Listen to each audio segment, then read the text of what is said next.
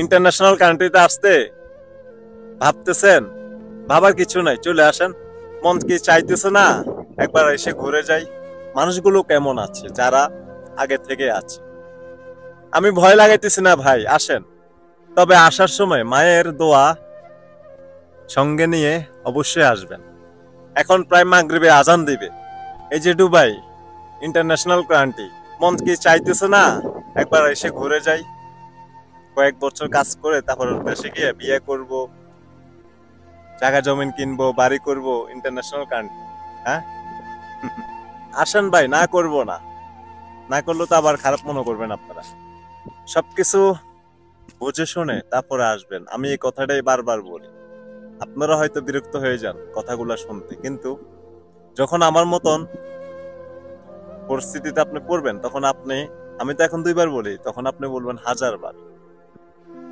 আমার ভাই, যে কোনো কাজ, যে কোনো বিষয়, যে কোনো কিছুই নিয়ে কাজ করেন না কেন আপনি, আপনাকে প্রথমত ভাবতে হবে। না ভেবে যদি আপনি চলে আসেন, তাহলে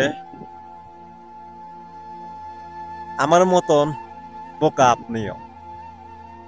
আগে খোঁজ খবর নেবেন সেই ইন্টারন্যাশনাল কান্ট্রির মানুষগুলো কেমন আছে যারা আগে থেকে আছে। আমি ভয় লাগাইতেছি না ভাই, আসেন। এখন প্রায় মাগরিবে আজান দিবে, আমার এখানে মাগরিবে আজান দিবে। হয়তো এখন একটু রোদ নাই, আমার চেহারা একটু ভালো দেখতেছেন ভাই। কোনটা খানিক আগে চেহারাটা ভিজা ছিল, বুঝছেন, ঘামে। কার কপালে কি আছে জানি না ভাই, হয়তো ভালো পজিশনও করতে পারেন। উপরওয়ালা চাইলে সবকিছু সম্ভব। দোয়া করবেন ভাই, দোয়া রইল। আসেন, আল্লাহ হাফেজ। দালালের মাধ্যমে যদি আসেন, লাস্ট একটা কথা বলে দিই, স্টাম্প অবশ্যই করবেন।